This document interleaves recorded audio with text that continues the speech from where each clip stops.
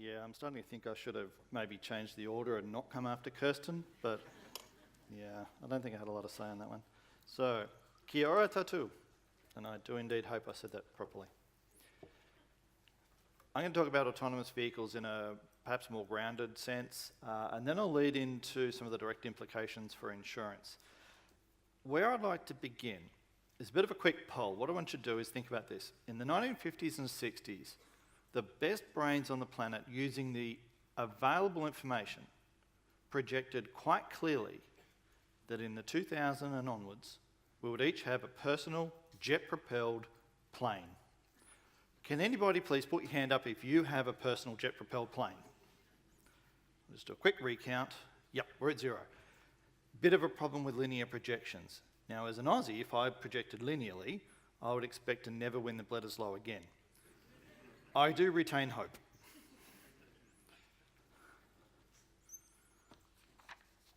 So let's talk about this thing called autonomy. The National Highway Traffic Safety Administration in the USA have defined these 5 levels of autonomy, and actually it's pretty, it sticks, and it's being used quite a lot. The interesting thing is right down the bottom, which is the complete human control. Essentially, there are no vehicles other than perhaps a 1965 Mustang with no autonomy at all, no technology at all. By and large, the cars we drive today have something, ABS, some steering assist, whatever. But then we come up to the mid-levels where you're still talking about driver being responsible before we move into what's being tested today. And the key words there are the driver is expected to be available. And that's starting to change the distinction. The UK Centre for Connected and Autonomous Vehicles has come up with categories that I personally really like. And they talk about hands-on and hands-off, or eyes open, eyes closed. And when we start to think about eyes closed and hands-off, we get to a very scary situation. Just a matter of disclaimer, I have been in a vehicle where I had no control. I won't say which of my children was learning, but I do love him dearly. And let's think about, well, why are these autonomous vehicles so much better? On the left, simply put, we see the human field of vision. That's not too bad. On the right, we see the autonomous vehicles and the fields of vision they run. Now, these are augmented by sensors all around the car. They've got multiple cameras, and importantly, what they have is this light detection and ranging system, this LiDAR that's going to be fundamental to how the car receives information. Not to mention the software, the algorithms, the onboard computing power that will be far in excess of what your average punter can achieve driving to and from work. A best representation at this point in time, and this is using information provided by the manufacturers themselves about when they expect to come out with their AV offerings. You can see kind of some clustering here. There is the Audi, the Volvo, BMW, and for that matter Tesla, which I'll come back to in a sec. These are clustering around the near term. By the way, sort of Volvo have said they're ready to test in Sweden right now, and they've of course made that bold claim that they see no reason why a person with a new Volvo should ever die or be seriously injured in an accident, and corporately they're prepared to back that up. On the other side, we then see Fords, the GMs, in the 2020 plus years, and this seems to be a popular time frame. To me, it's akin with, I don't quite know when, but 2020 seems far enough out that I'm not committed to do something today. What's intriguing here is Mercedes. Now, a year ago, perhaps 2 years ago, they were very clear. We will build an autonomous vehicle, we will get into this space, and then they're backed away from it. So they're currently talking 2020 plus, about 2025. It'll be interesting to see whether they firm up that time frame once they get more confident about what they want to do rather than how. Toyota is out there, but that's some license on my part. They've actually not specified when they'll do it. Although curiously, they lead the number of unique inventions across all the manufacturers by a factor of 2 to 1. So I'm not quite sure why they're making that claim. And we'll come back to Tesla because life has moved on. Okay, some success cases. The Delphi systems, coast to coast, almost 100% AV. Whether it was backing out of their driveway and then they switched it on, I don't know. And Google, I have 1 million miles there, but I think earlier this morning we heard of that's been, of course, updated to 2 million. And they have a slight accident that, well, we thought was interesting at the time, but Tesla's trumped that one. And I think just for a minute, this to me is what Kirsten was talking about. This picture says everything because it's really saying autonomous vehicles, and yet it's representing it in today's car. So visually, we as humans are thinking an autonomous vehicle is what I know a car to look like today with a whole bunch of stuff on it. If you challenge your mind, you'll probably end up thinking, I don't know what an autonomous vehicle is going to look like in future. So as to the cool stuff, what are they going to do? Well, first of all, you'll be sitting on your lounge, you'll be surfing the web, you'll get to walk out of the house, jump in the car. The car will have been talking to your computer and you're identifying your browsing history and saying, right, I guess we're going to this shop because you were just checking out the curtains or something like that. It'll probably interact with your diary. What's curious for me is I get in and say, right, let's go down here, and he says, no, we need to go over here, remember? That will be a useful function. Whether it remembers to auto-dial my mother on a birthday, I really hope, because it gets a bit complicated. But the way these are going to start interacting with our lives. The other part is the parking. So in the US, they're actually recognising that a lot of certainly the suburban shopping centres are quite low rise, quite spread out. They've got acres dedicated to parking, and they're realising that, of course, in reasonably expensive suburban areas, that won't be necessary. You'll simply hop out of your car, tell it to go away and come back in a couple of hours. It'll drive 50 miles out of town to some big paddock, park itself there. Or will it? What's most likely is you'll say, I don't need you for this 2-hour block. Go earn me some money, or go drive around. So the question of do we need multi-storey car parks in town is open to debate. And then we come to, well, personally, as a reinsurer, I find this quite interesting. So we're now going to have vehicles that we will receive early alerts from the Bureau of Meteorology, can sense a major storm coming, and can basically run and hide. So certainly in Australia, Sydney particularly, hailstorm and damage to cars is so prevalent. Well, these cars are going to be able to say, no, I actually need to get out of here, and they'll go to a predetermined location. Maybe it is actually a multi-storey car park that's being repurposed for this thing, provided you, of course, have lodged that in effectively a business continuity plan that says, I know where my car's going and it has a spot to go to. Otherwise, there'll be mayhem trying to get into the car park. It has to be said, I don't know what that means for an earthquake, in the sense that we'll probably have about 3 seconds notice.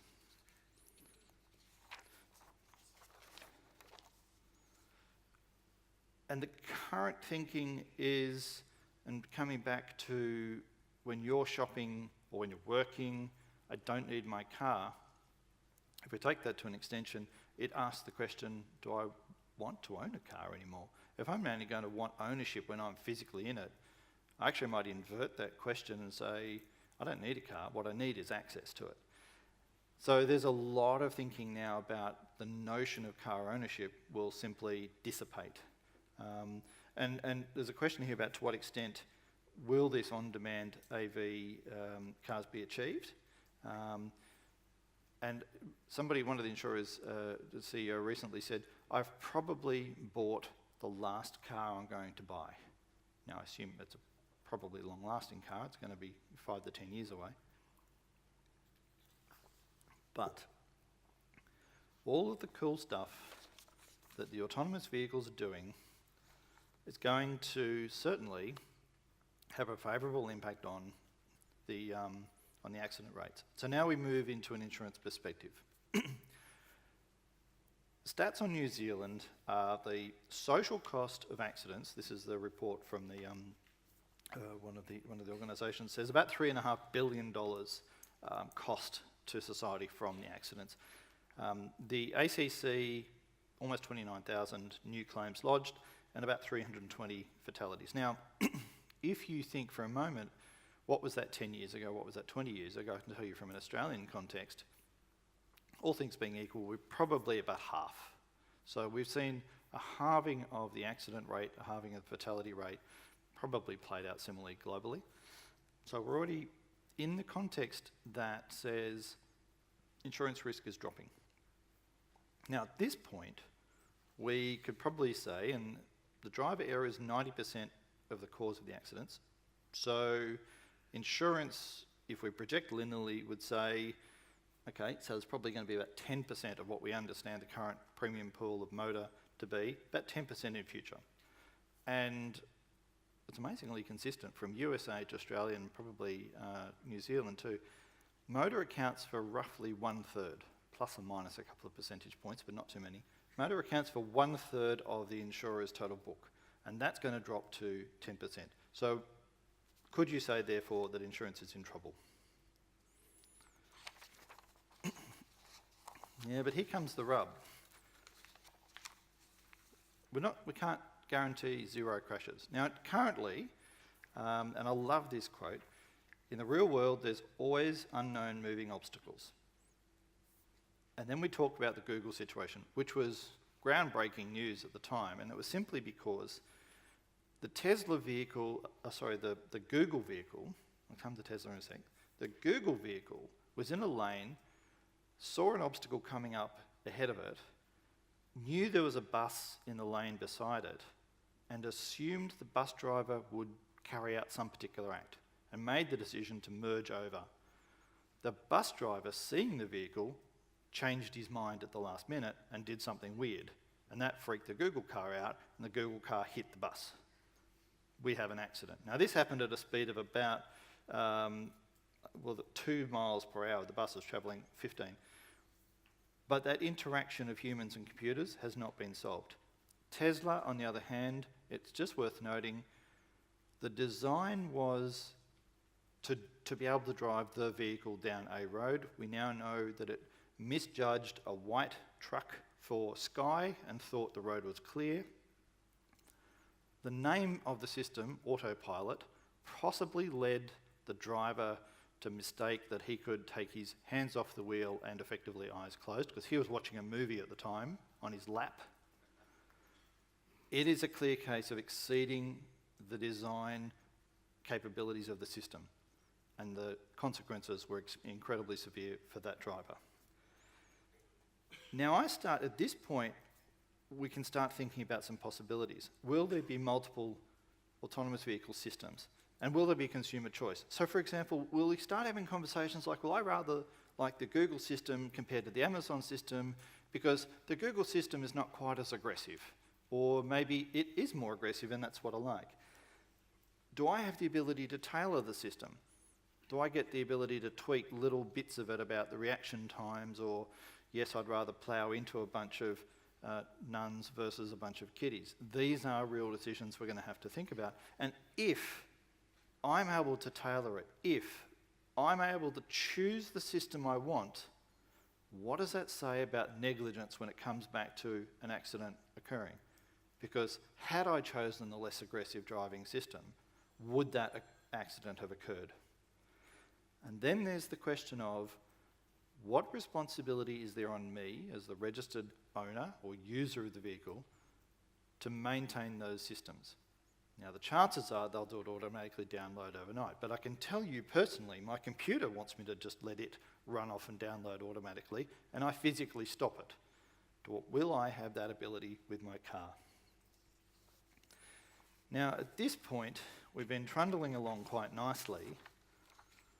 We've talked about what the vehicles are. We've talked about potential simple implications for insurance, but this insurance of motor vehicle exposure is going to change, and it's going to change dramatically over time. we're thinking about where's the liability shifting. We have the driver, we have the manufacturers, we have the technology companies. The exposures are going to be more complex. We're going to have cyber software, we're going to have car manufacturers, the software providers themselves, how those interact. We're going to have coverage issues that we need to emerge. We need to wait for them to stabilise. We need to be able to assess them. And the insurance industry in particular is going to have to understand the issues and be prepared to adjust and innovate. So we're going to have to know exactly who's doing what in order to assist this question of negligence, in order to assist this question of resolution of insurance claims. So let's break it down for a little bit on the basic coverages. So for motor vehicle bodily injury, let's assume that's just going to shrink away. So this is all things being equal, it's 10%, because fewer accidents, that we can project linearly. We know, or rather we would assume, the cost of injury is unchanging. Cyber and tech, yep, that's going to increase substantially. Products liability of the manufacturers, definitely going to increase. And by the way, since most or many of the functions of the car will be reliant upon the roads and the infrastructure that will tell it about environmental conditions, I have to wonder about the responsibilities of local councils to maintain those roads, to maintain the infrastructure, because otherwise the information won't be perfect. When we think about non-bodily injury motor, I might suggest it's going to possibly reduce. This is a question of frequency is going to go down quite a lot, but oh boy, severity. I predict that if one of these things gets a slight nudge, and somebody talked about a $1,000 wing mirror earlier, the sensors on this thing, who will be licensed to repair a very delicate LiDAR system and ensure all of the sensors are aligned and fully functioning. And then we run quickly through equipment breakdown, product recall. So likely to increase. But here again, we run into the problem of, we're talking about an end state. And I'm deliberately kind of simplifying a lot of the issues here, but we've talked about an end state, technology driven. We can imagine this because the technology is currently coming out. But what about the transition state? And for how long will that last? And this is going to be messy. And there is a question that says even, will we get to the end state? Will we legislate that the driver cannot control the car? What does that mean for driving for pleasure? And I would posit that there are many activities today that, in spite of known risks, the government can't legislate against. And if you're wondering what they are, they might involve cigarettes, or they might involve any other risky activity. Climate change is another classic. We know how bad it is, but there you go. So, coming back to the personal jet car projection. Most projections today would suggest the manufacturers and the OEMs, the product liability will bear all of the risk. These are the common refrain that I'm hearing. What I would rather do is think about the forces that are going to ultimately shape the final solution. And for me, I think we've been missing out on not just the complexity of establishing fault, but looking after the people who might be injured when these eventual accidents do occur. And I'm also extending that for one of the forces to be the government budgetary pressures. Because if, in a simple sense, you say, I've been injured, I know I'm going to have to sue Google, in the meantime I need care, I'm going to go to the hospital, the health system that's under incredible financial pressure, I have no compensation with which to pay yet, but I'm going to put myself on the public health system. And I would suggest that governments might go, you know what, until we get that sorted out, I don't know that leaving you to go through the wilds of product liability against a US manufacturer is what I want you to do.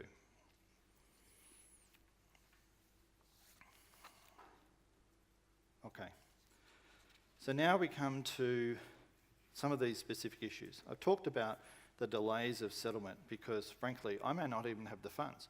I may have to line up between, presumably my car wasn't a unique situation. There might be thousands or even millions lining up, all suing Google, What limit did they buy? How do I approach them? Can I sue them? How do I sue them? If we look at the ACC, which is providing the care and the compensation in a no-fault environment, that's where, in my view, and this is my singular point, it's a really good system that says we just adapt that. We meet the needs of people injured in what will occur, these accidents that will occur, and we continue to focus on the provision of care. Now, as an example, in 2003, there was an awful accident in Sydney where a fellow driving down a big hill had a heart attack or blacked out. The car ran into a childcare centre and one young girl was trapped under the vehicle. Now, I won't go into the details of her injuries, but they were incredibly significant. The compulsory third-party system is a fault-based system. It requires negligence to be proven. The driver successfully showed that, in fact, there was no fault. Through a medical misadventure, he was not negligent. The government saw that, identified the loophole, and in 2007 closed that by introducing the Blameless Accidents Amendment that simply said you don't need to rely on proving negligence in order to be compensated in those circumstances. So that's number one. Number two, Australia has now moved into a no-fault system through the NDIS and NIIS, which is a structural overlay to the CTP and workers' compensation.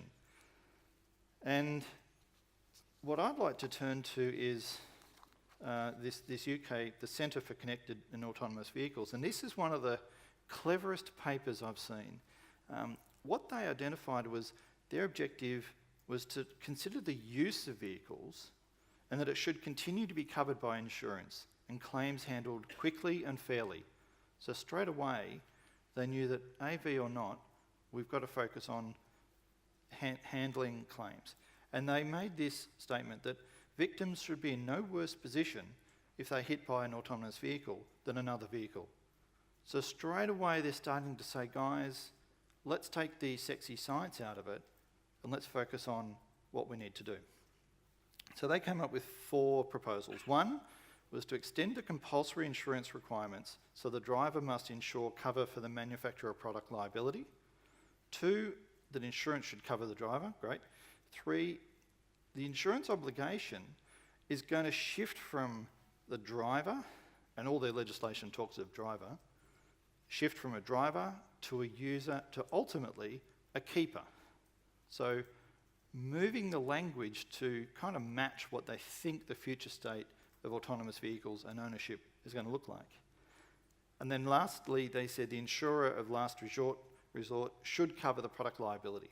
So they're thinking about, yes, the manufacturer may ultimately be liable, but the insurance product and the insurers should be capable of responding in the first instance and then going after the manufacturer on behalf of the injured people. And they actually proposed, quite sensibly, it's highly likely that arrangements will be made beforehand between the manufacturer and the insurer for exactly these sorts of outcomes.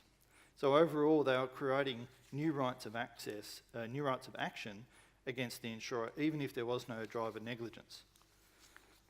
Now, this brings us back to the ACC, of course, and not for the first time has New Zealand beaten Australia to the solution, so well done. And interestingly, New Zealand, you may know, I read this recently, New Zealand has no explicit requirement for the driver to be present. It doesn't use that word. Australia does. It actually uses the word operator, and the UK one did, and they're going to have to change how they go about it. So that's just my view. When we think about the intriguing technology, but I would leave you with this thought that projecting linearly on what we see today and getting carried away with the technology will lead you to overlook the need for the most immediate solution for victims in car accidents. And the premium portfolios of insurers won't suffer dramatically because of the other insurance products, the cyber, the equipment, and frankly, the third-party property damage that could still come about. Thank you very much.